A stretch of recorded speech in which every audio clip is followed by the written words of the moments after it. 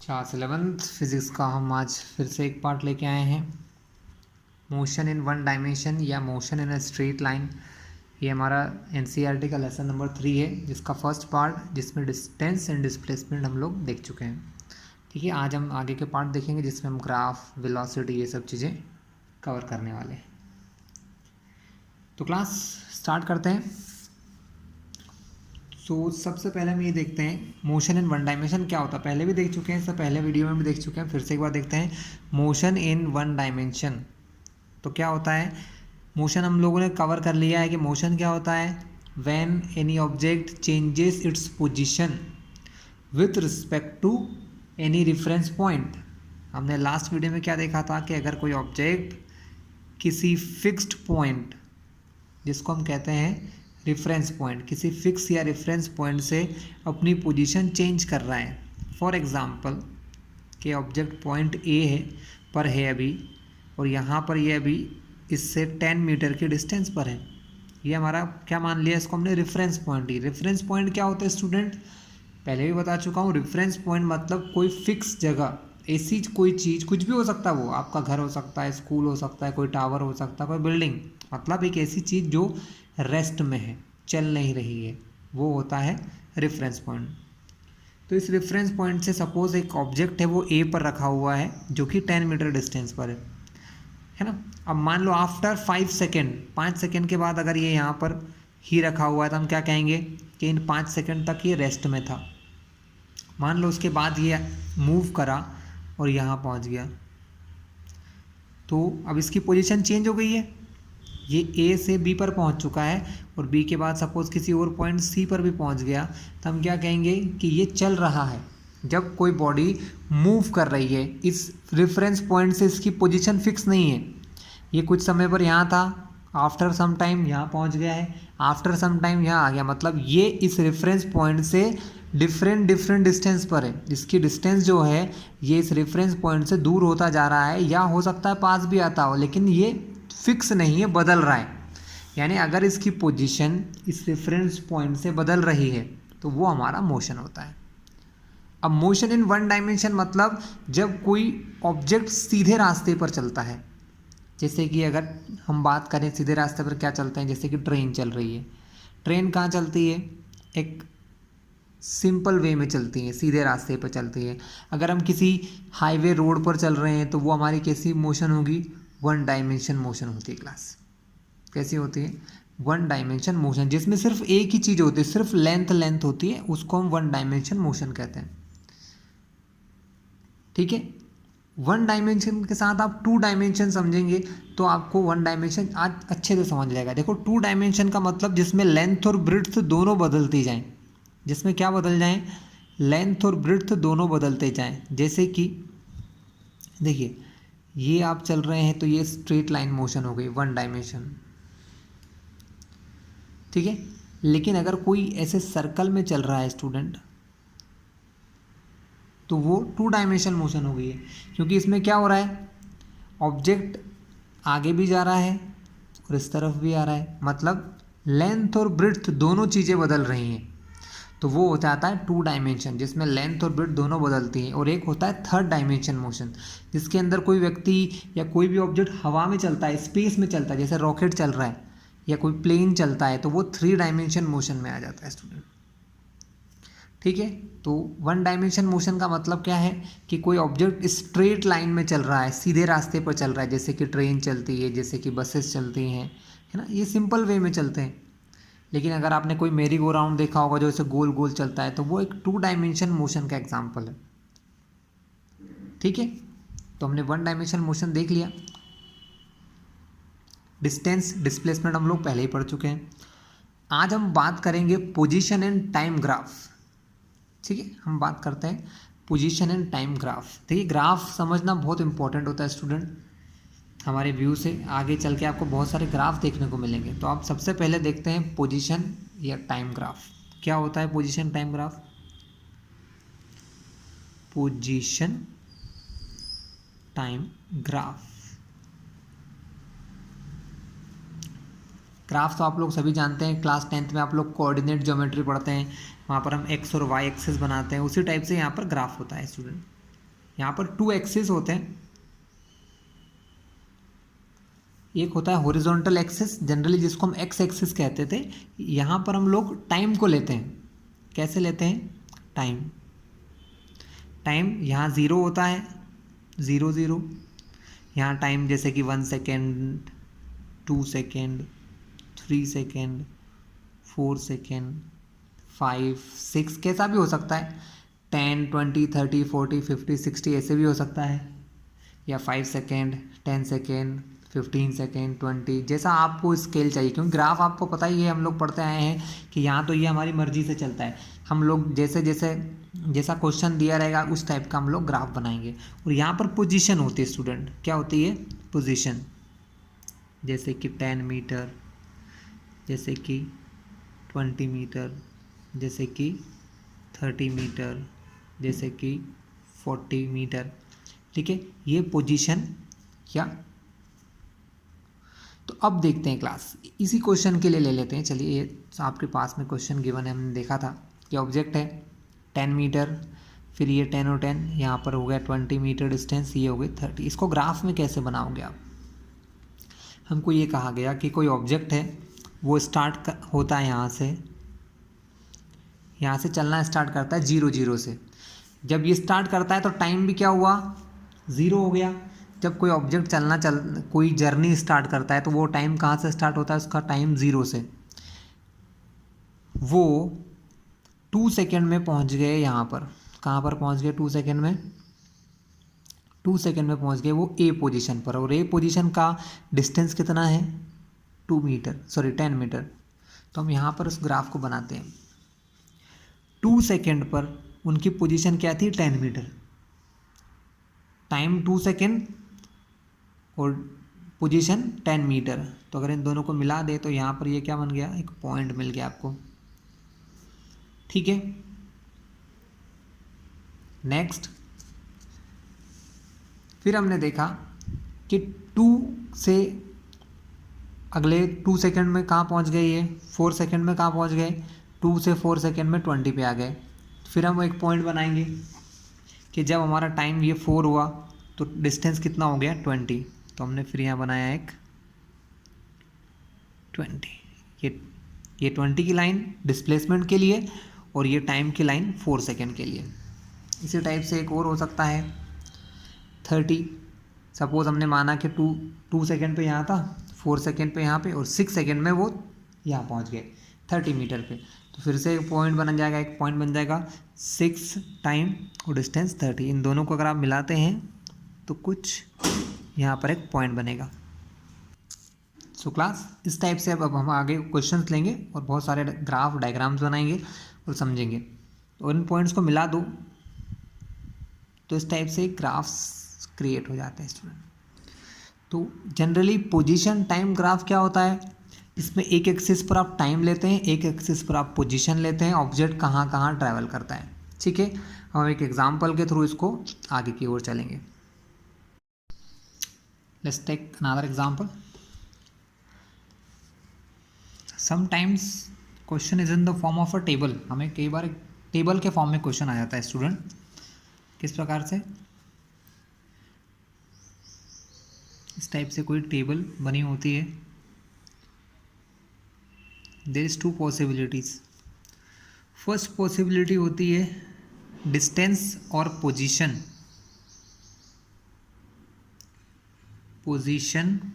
Of object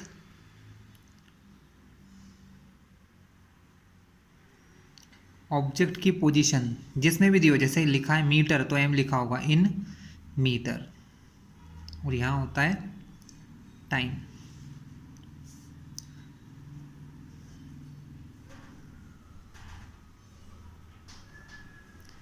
दिया होता है जैसे टाइम 2 सेकेंड है, हमारी position suppose 3 metre, time 4 second हो गया। टाइम को भी लिख लो यहाँ पर एस, सेकेंड में टाइम दिया होगा। टाइम 4 था जब आपकी बॉडी जो थी वो 10 मीटर दूर चली गई। जब टाइम हुआ 6 तो आपकी बॉडी कहाँ चली गई? बॉडी जो है वो 15 मीटर पे चली गई।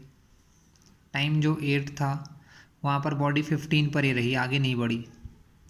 टाइम जो 10 था वहाँ पर भी बॉडी 15 पर ही रही, आगे नहीं बढ़ी। तो ये एक टेबल दिया है। टेबल क्या बताती है कि कोई ऑब्जेक्ट है, कोई ऑब्जेक्ट मतलब कोई वस्तु है, कोई गाड़ी है, कार है, कोई भी चीज़ है, उसने 0 से चलना चालू किया, टाइम भी 0 था, उसका वो ओरिजिन के ऊपर रखा हुआ था, 2 सेकेंड में वो 3 मीटर चल गया। 2 के बाद 4 तक पहुंचा तो 3 से वो 10 पर पहुंच गया। फिर टाइम 4 से 6 सेकेंड हुआ तो वो वैल्यू कहाँ पहुंच गई, वो 10 से 15 मीटर पर पहुंच गया। जब टाइम 8 हुआ तो भी 15 पर था, जब टाइम 10 सेकेंड हुआ तो भी वो 15 मीटर पर था। अब हमें इसका पोजीशन टाइम ग्राफ बनाना है। स्टूडेंट पोजीशन टाइम ग्राफ बहुत ईजी है, कंफ्यूज ना हो। यहाँ पर ग्राफ तो आप सभी समझ चुके हैं। ग्राफ में 2 एक्सिस होते हैं, एक होता है हॉरिजॉन्टल जैसे कि ये, इस पर हम हमेशा टाइम लेते हैं, टाइम, और वर्टिकल पर हम कभी कभी डिस्प्लेसमेंट लेते हैं, डिस्टेंस लेते हैं, या उसको पोजीशन लिख दो। तो हम इसको ऐसा लिख देते हैं, position. Okay, position time. Position किस में है, मीटर में, तो यहाँ लिख दो m। टाइम किस में है, सेकंड में, तो यहाँ लिख दीजिए s। अब ग्राफ आपने बनाना स्टार्ट किया।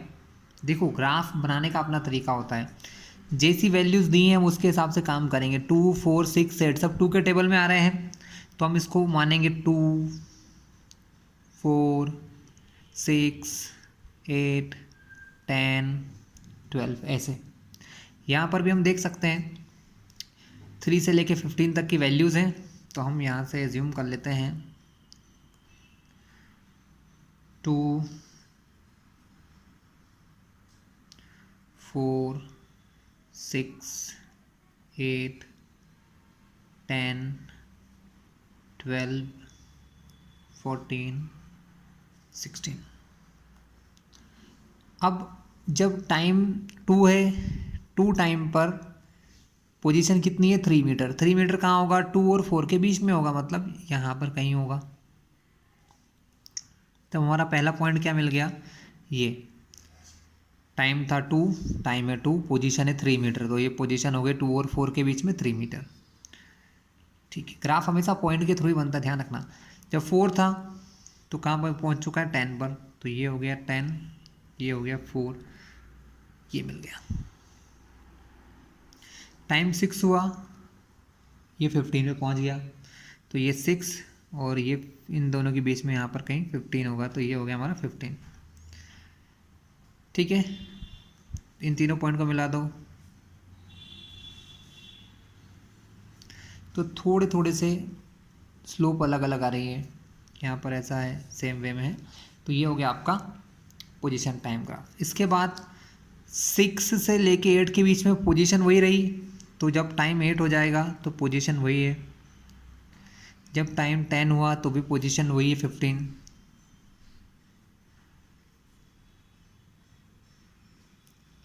तो ये फाइनली इसका ग्राफ हो गया 0 से 15 मीटर के बीच में। इस टाइप से पोजीशन टाइम ग्राफ आते हैं स्टूडेंट आपको। ठीक है, बनाने से ज़्यादा आपको इनमें से क्वेश्चन पूछते हैं, तो हम आप देखते हैं कि कितने टाइप के ग्राफ होते हैं स्टूडेंट। ठीक है, कितने टाइप के ग्राफ्स होते हैं हम ये यहाँ पर चेक करते हैं।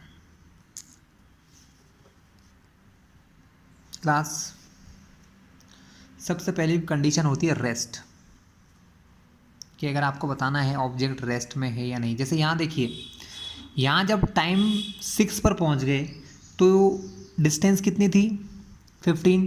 6 से 8 सेकेंड तक भी उसकी डिस्टेंस कितनी है, 15। 8 से 10 तक भी उसकी डिस्टेंस कितनी है, 15, चेंज नहीं हुई है। मतलब ये देखो कि 6 सेकेंड के बाद 10 सेकेंड तक वो ऑब्जेक्ट चला ही नहीं है, वो रुक चुका है। वो कहीं गया क्या, वो कहीं नहीं गया, वो रुक चुका है। यानी ये कंडीशन होती है रेस्ट की। तो रेस्ट की कंडीशन क्या है स्टूडेंट, जब भी आपकी लाइन जो ये बनती है, जो लाइन बन रही है, ये जो ग्राफ या लाइन बन रही है, जब ये इस एक्स एक्सिस या टाइम के पैरेलल हो जाए, कैसा हो जाए, टाइम के पैरेलल हो जाए, जब भी पोजीशन टाइम ग्राफ टाइम के एक्सिस के पैरेलल बन जाए, कैसा बन जाए, पैरेलल बन जाए, तो हम उसको क्या कहते हैं, रेस्ट पोजीशन। क्या कहते हैं, रेस्ट, मतलब ऑब्जेक्ट रुका हुआ है। देखो 16 से लेके 10 सेकंड के बीच में वो कहीं गया क्या? नहीं, वो 15 के 15 पे था, इसलिए देखिए ये हमारी लाइन बिल्कुल पैरेलल आ गई इस लाइन के। तो पहला टाइम ग्राफ आता है क्लास रेस्ट के लिए, रेस्ट या स्टेशनरी ऑब्जेक्ट। जब ऑब्जेक्ट स्टेशनरी है या रुका हुआ है तब हमेशा जो ग्राफ बनता है ना, जब भी position time graph x axis के पैरेलल हो, ऐसा। यहाँ पर टाइम तो बढ़ रहा है, देखो टाइम बढ़ रहा है, आगे जा रहा है जा रहा है जा रहा है, लाइन भी आगे जा रही है, लेकिन उसकी पोजीशन नहीं बदल रही है। देखो कैसे, 10, 20, 30, 40, ये हो गया 5, 10, 15, 20। मान लो कि आपका ऑब्जेक्ट, जब आपने कहीं से चलना चालू किया या आपने जहाँ से टाइम को मेजर करना चालू किया, वहाँ पर क्या हुआ, हमारा ऑब्जेक्ट था ओरिजिन से 20 मीटर दूर। कितनी दूर था? 20 मीटर। आपने चलना किया, 10 सेकंड बाद देखा आप वहीं पर हो 20 मीटर पर। 20 सेकंड के बाद आपने देखा, मैं ऐसा क्यों कह रहा हूँ, क्योंकि ये जो लाइन है ये 20 मीटर की है। अगर ये लाइन ऐसे ऊपर जाती, ऐसे जाती, तो इसमें कुछ चेंज होता। जब लाइन सीधी सीधी ग्राफ की ऐसी बनती है ना, जब कोई ग्राफ की लाइन सीधी सीधी ऐसे बनती है तो वो कहलाती है रेस्ट पोजीशन या position time graph of stationary object. जब कोई वस्तु रुकी हुई होती है ना, तब ये इस टाइप का ग्राफ बनता है स्टूडेंट। ठीक है, ये तो मैंने समझाने के लिए बताया, कुछ है नहीं। तो जब आपकी ग्राफ एक्स एक्सिस से ऐसा पैरेलल चलता है, कैसा चलता है? एक्स एक्सिस से पैरेलल। ठीक है, आपको बहुत बार एग्जाम में क्वेश्चन पूछ लेते हैं, आपको ऐसा ग्राफ दे देंगे, मैं आपको ऐसा क्वेश्चन समझा रहा, क्वेश्चन से आपको बहुत अच्छा समझ में आएगा। एक ग्राफ बनाते हैं हम लोग, 0, 2, 4, 6, 8, 10, 12। यहाँ टाइम मीटर दिया है 1, 2, 3, 4 और 5।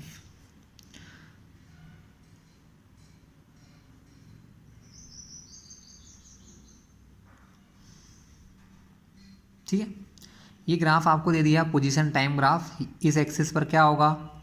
यहाँ पर टाइम होगा, यहाँ पर क्या है उसका डिस्टेंस या पोजीशन है। ठीक है बच्चों, अब उसने आपसे यहाँ से क्वेश्चन क्या पूछेगा, वो आपसे ये पूछेगा कि बताइए इन which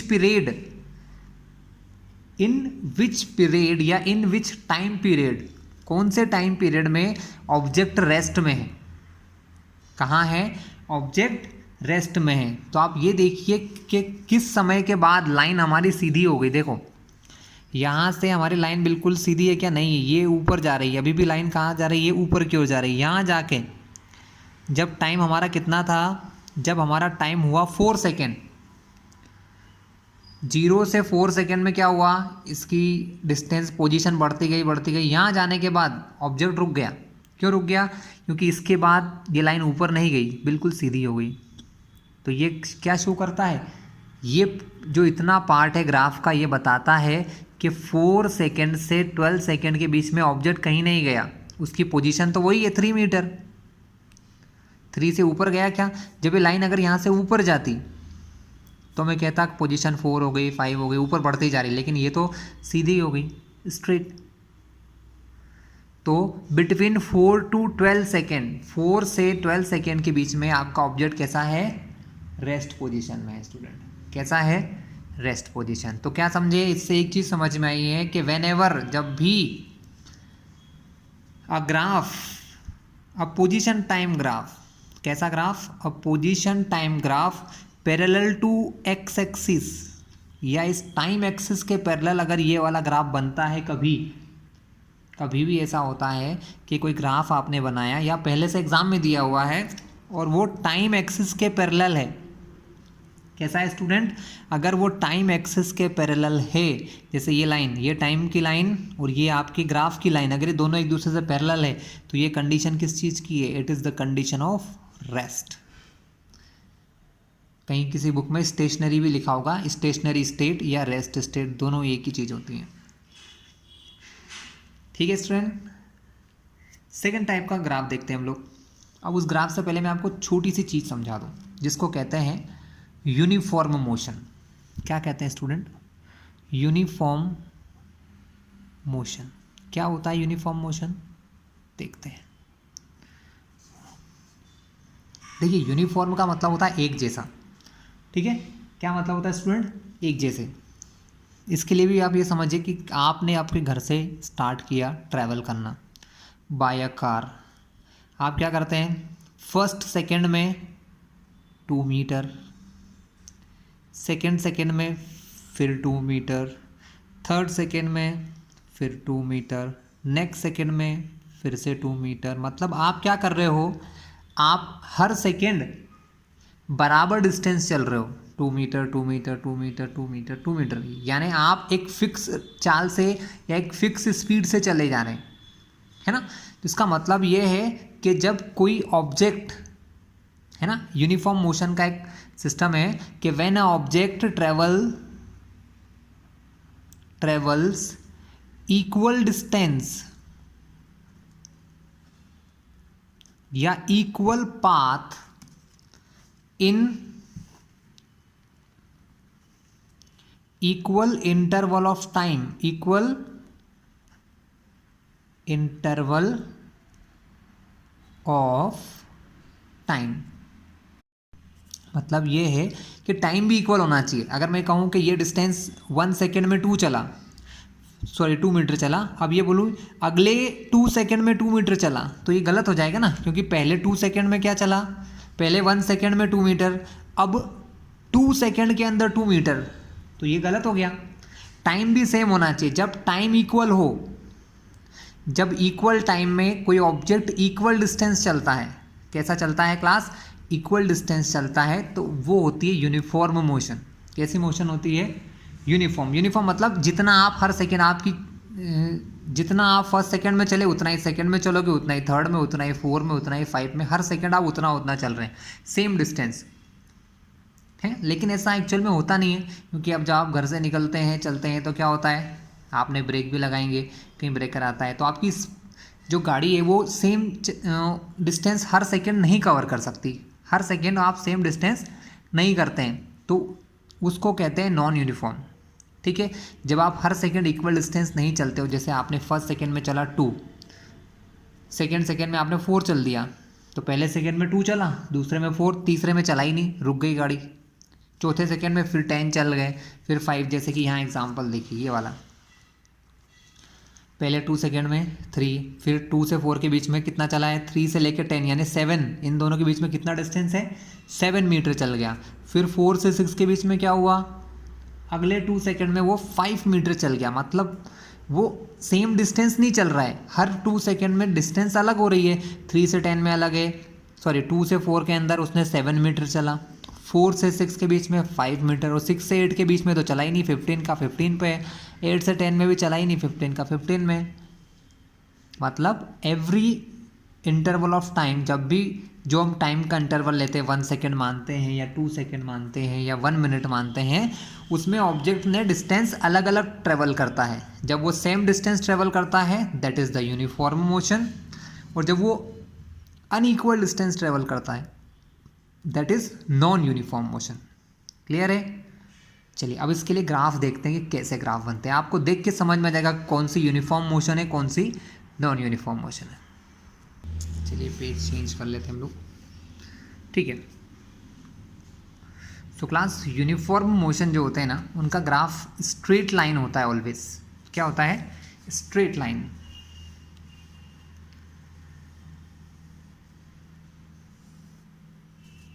this is the time axis, अब कुछ लिखूंगा नहीं। दिस इज द डिस्टेंस और पोजीशन एक्सिस। डिस्टेंस या पोजीशन यहाँ पर होती है स्टूडेंट, पोजीशन एक्सिस। अगर कोई ग्राफ की लाइन स्ट्रेट हो, कैसी हो स्टूडेंट? स्ट्रेट लाइन हो। अगर लाइन स्ट्रेट है तो मोशन कैसी होगी? यूनिफॉर्म।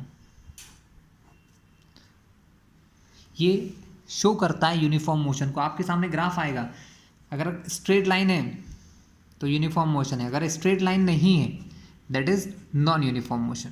कैसी नहीं है, चेक करते हैं। ये कौन सी मोशन है, यूनिफॉर्म मोशन। सेकेंड, अब ये टाइम और पोजीशन तो समझ गए। सपोज पहले ग्राफ ऐसा है, आफ्टर दैट दैट फिर दैट फिर दैट, तो यहाँ लाइन कैसी हो रही है, चेंज हो रही है।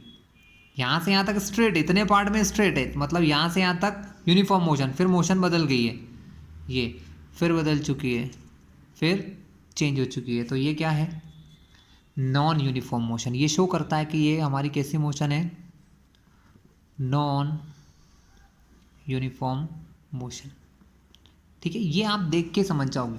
यूनिफॉर्म मोशन है straight line, non uniform motion के लिए स्ट्रेट लाइन नहीं है, डिफरेंट टाइप की लाइन बनेगा, अलग अलग स्लोप की लाइंस होंगी। क्लियर है क्लास, है ना। इस टाइप से किसी किसी बुक में ऐसा इनको ऐसा कर्व बना के दिया जाता है, ऐसे ऐसे यूँ कर्व देते तो वो भी ठीक है, बट ध्यान रखिएगा जब स्ट्रेट लाइन है तो ही यूनिफॉर्म है, अगर स्ट्रेट लाइन नहीं है, अगर कोई कर्व है या इस टाइप से बनाए तो वो नॉन यूनिफॉर्म मोशन होता है।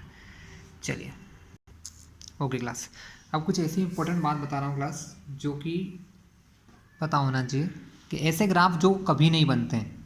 अगर आपको कोई बोला गया है, क्वेश्चन आते हैं कि कुछ 3-4 ग्राफ आपको दे देंगे और पूछेंगे ये ग्राफ बन सकता है या नहीं बन सकता है, और क्यों नहीं, ये दोनों बताता हूँ। देखिए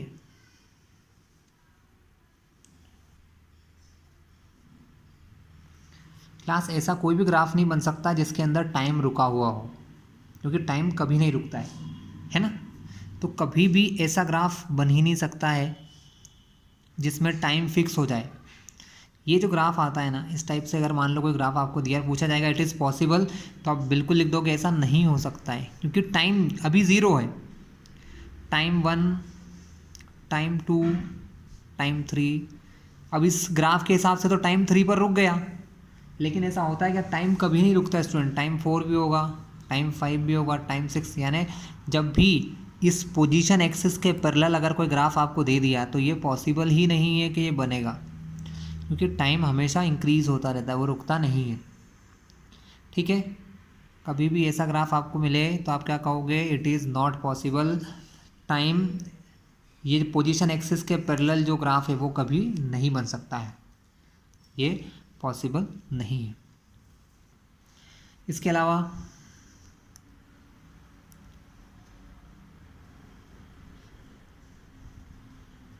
एक ये टाइप के ग्राफ कभी नहीं बनते स्टूडेंट।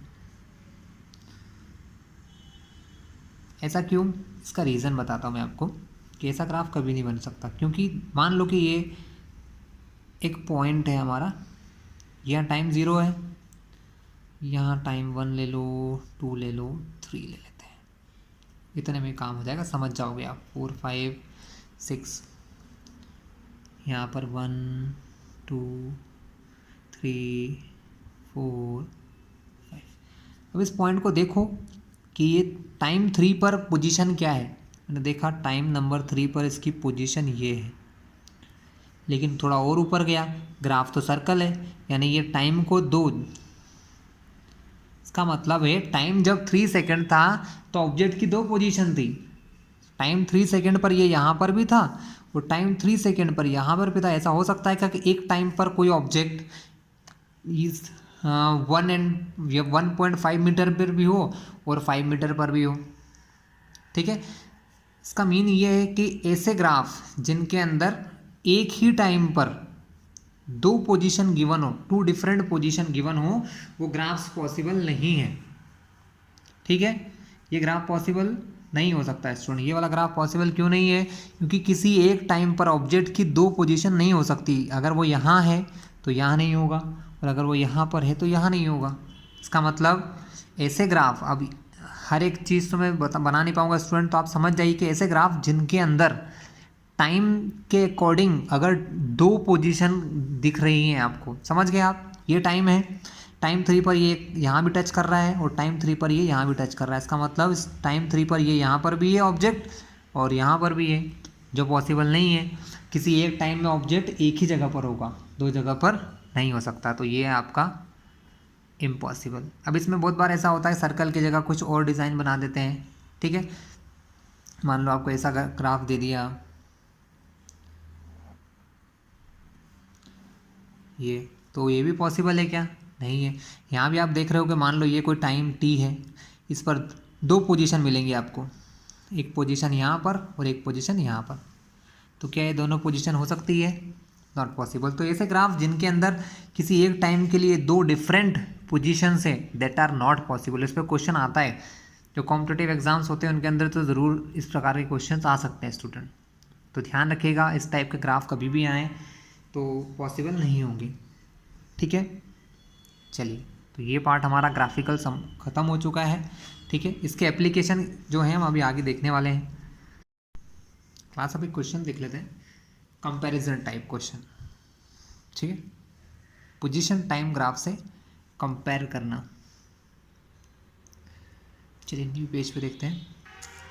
क्लास एनसीईआरटी की एक्सरसाइज में 3.2 नाम का एक क्वेश्चन है ना, 3.2 एक क्वेश्चन गिवन है। मैं आपको एनसीईआरटी बुक दिखा देता हूँ, देखिए आप लोग। क्वेश्चन कुछ यूँ है, the position time graph for two children A and B returning from their school, वो अपने स्कूल से घर की ओर आ रहे हैं। O to their homes P and Q, वो अपने घर पर आ रहे हैं। Respectively shown in the figure, पीछे एक डायग्राम है वो भी दिखाऊंगा आपको, उसमें दिया हुआ है। हमको इन कुछ एंट्रीज में से आंसर देना है। ठीक है, पहले आप उन ग्राफ को देख लीजिए, फिर मैं ग्राफ बना दूंगा आपके लिए।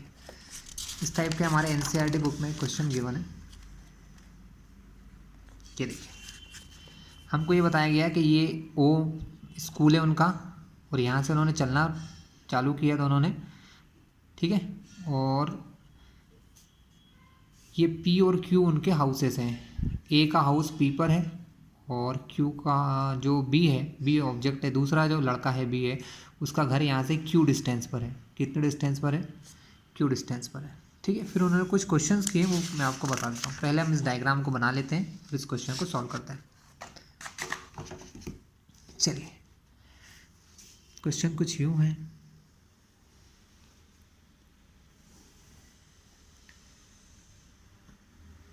पहले यहाँ पी पोजीशन है, फिर यहाँ पर क्यू पोजीशन है। ठीक है, ए जो पहला मेंबर है और बी जो सेकंड मेंबर है।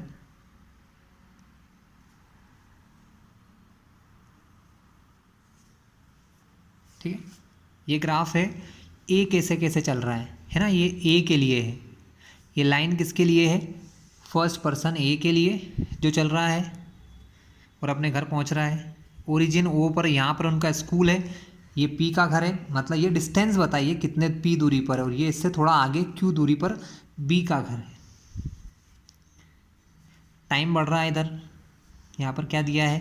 यहाँ पर टाइम है, टाइम इंक्रीज होता जा रहा है ना, और ये घर पहुँचते जा रहे हैं। जैसे ये पी, ये ए इतनी देर चलने के बाद इस फिक्स टाइम पर देखो, ये इसको कहाँ टच कर रहा है? यहाँ पर। इसका मतलब क्या है कि ये यहाँ मान लो ये इस टाइम पर, ज़ीरो टाइम यहाँ पर है, ज़ीरो से इस टाइम पर ये मान लो T1 टाइम पर ये घर पहुँच गया इसके। वैसे ये बी है, बी ने चलना किया स्टार्ट, और ये यहाँ से चलना स्टार्ट किया उसने, और इसके लिए क्या मिलेगा हमको? T2 time. इस टाइम पर वो अपने घर पहुंच गया। देख लीजिए उसकी पोजीशन, उसके इतने टाइम में उसके घर पहुंच गया वो। क्वेश्चन क्या पूछा उन्होंने, हम ये देखते हैं। उन्होंने इसमें क्वेश्चन कहा है हमको, उन्हें पूछा है, सबसे पहले पूछा है कि ए और बी में से लिव्स क्लोजर टू स्कूल, मतलब कौन स्कूल, किसका घर स्कूल के पास में है? क्लोजर टू स्कूल, कौन स्कूल के पास में है? तो देखो ये स्कूल है, कौन पहले रह रहा है? ए का घर पहले है कि बी का घर है? तो भाई ओ से पास में पी दिख रहा है, मतलब ए ऐसा पर्सन है जो स्कूल से क्लोजर है। ए इज क्लोजर टू स्कूल, ए का घर बी से पहले आ जाएगा। फर्स्ट क्वेश्चन का आंसर हुआ, देख के समझ में आ गया ना, ये ओ है, ये पी है, क्यू है, कौन ज़्यादा दूर है? ये पास में दिख रहा है, ये डिस्टेंस पर है। ठीक है, सेकेंड क्वेश्चन पूछा है, ए और B starts from the school earlier than B और ए, मतलब ए और बी में से जल्दी चालू किसने किया चलना, किस बॉय ने जल्दी घर जाना चालू किया। तो देखो यहाँ पे ये चीज़ कहाँ समझ में आती, किसने जल्दी चालू किया, जिसने लेट किया, टाइम के हिसाब से। देखो ये टाइम 0 है, इस टाइम 0 पर ए ने चलना स्टार्ट कर दिया, बी ने कब चलना स्टार्ट किया, यहाँ से टाइम जब कुछ थोड़ा आगे निकल गया होगा, भले ही 1 सेकेंड 2 सेकेंड 3 सेकेंड, लेकिन जब ए ने चलना स्टार्ट किया था तब बी यहाँ पर नहीं था, बी ने इसके ए के चलने के कुछ देर बाद। अब ध्यान से देखो कि जिस पॉइंट पर बी ने चलना चालू किया, बी ने चलना कब चालू किया, यहाँ से बी ने चलना स्टार्ट किया। देखो ये जब बी यहाँ पर था तो ए कहाँ पर था, देखिए इन दोनों को अगर एक दूसरे से मिलाएं तो ए तब यहाँ पहुँच चुका था, ठीक है, और जब बी ने चलना स्टार्ट किया, ठीक है, तो सबसे पहले चलना स्टार्ट किसने किया, ए स्टार्ट्स, ठीक है, फर्स्ट, ए ने पहले चलना स्टार्ट किया। थर्ड क्वेश्चन है ए और बी वॉक्स फास्टर देन बी और ए, मतलब ए या बी में से कौन ने पहले, मतलब कौन तेजी से चल रहा है। क्लास इसके लिए मैं 2 तरीके बताऊंगा, दोनों ही समझ लेना। पहले ये देखो कि कौन जल्दी घर पहुंचा, देखो ये पहले बी जल्दी पहुंच गया, क्योंकि बी का टाइम क्या है, ये है, बी ने यहाँ से चालू किया और इतनी सी देर, इतने से टाइम में वो अपने घर पहुंच गया, जबकि ए ने यहाँ से चलना स्टार्ट किया और इतने टाइम के बाद वो घर पहुंचा। इसका मतलब क्या है स्टूडेंट, कि कौन तेज चला, देखो बी ने बाद में चलना चालू किया, बी का घर ए से दूर भी है, लेकिन फिर भी बी कम समय में घर पहुंच गया, मतलब कौन तेज चल रहा है, बी इज़ फास्टर, बी तेज चल रहा है, b is faster than a, b a से तेज चल रहा है। ये चीज़ तो हमने टाइम से समझ ली स्टूडेंट, किससे समझ ली, टाइम से समझ ली कि भैया इसको कम टाइम लगा, लेकिन इसके अलावा एक और तरीका है स्टूडेंट, ये लाइन को देखिए और इस लाइन को देखिए, जिस लाइन का एंगल बड़ा होता है ना स्टूडेंट, ध्यान रखना आप यहाँ पर कि जिस लाइन का एंगल बड़ा है, यहाँ पे देखिए आपको ये वाला एंगल ज़्यादा बड़ा दिखेगा इसके कंपेयर में, तो जो जिस लाइन का एंगल ज़्यादा बड़ा होता है वो लाइन, वो ग्राफ तेज स्पीड का होता है ना, वो उससे फास्टर होता है, उससे जल्दी जल्दी चल रहा होता है, ठीक है। तो यहाँ पर कौन है, बी इज़ फास्टर, क्यों, क्योंकि इसका एंगल भी देख रहे हैं आप, ये एंगल बड़ा होगा डेफिनेटली इस एंगल से। तो ये एक और तरीका है चेक करने का, अगर आपको सिर्फ किसी ग्राफ को देख के पूछा जाए, मैं आपको एक ग्राफ बताऊँ, आप देखिए उसको, आप आसानी से समझ जाएंगे। अब इन दोनों में पूछें विच इज़ फास्टर, ए और बी, कौन फास्ट है, तो आप बोलोगे जिसका एंगल बड़ा है, एंगल किसका बड़ा है, ए वाले का, तो ए इसमें तेज होगा। वही कॉन्सेप्ट यहाँ पर भी दिख रहे हैं, ये वाले का एंगल बड़ा है ए से, इसका मतलब बी वाला फास्टर होगा। चलिए ये तो हमको समझ में आ गया, कुछ और देखते हैं इसमें आगे क्या दिया है।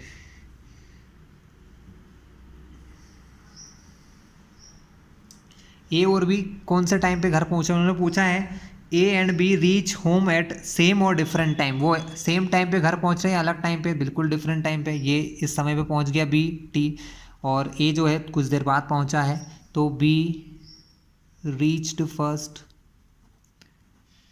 है ना, बी पहले पहुंचा है। लास्ट में ए और बी ओवरटेक्स, किसने किसको ओवरटेक किया, ओवरटेक किसने किया, मतलब कौन आगे हुआ, पहले वो आगे था, फिर बी पीछे था, पर बी ने उसको ओवरटेक करके आगे चला गया, तो बी ओवरटेक्स ए, बी ने ए को ओवरटेक किया स्टूडेंट, ठीक है। तो इस टाइप से ग्राफिकल क्वेश्चन आते हैं, आपको मैंने बता भी दिया एक एग्जाम्पल के तौर पर, आपकी बुक का एग्जाम्पल है तो आपको समझ में भी आसानी से आ जाएगा, ठीक है। ओके स्टूडेंट्स, तो ये था हमारा आज सिर्फ पोजीशन टाइम ग्राफ के ऊपर। नेक्स्ट क्लास में हम लोग वेलोसिटी, स्पीड, ये सब चीज़ें डिस्कस करेंगे। और अभी तक भी आप हमारे इस चैनल पर न्यू है, सब्सक्राइब नहीं किया है, तो इस चैनल को सब्सक्राइब कर लीजिए, जिससे कि आगे आने वाले सारे वीडियोस आपको मिल जाएंगे। कुछ समय बाद इसमें केमिस्ट्री के भी वीडियो स्टार्ट करने वाला हूँ 1-2 डेज़ में, तो भी आपको मिल जाएगा। Alright class.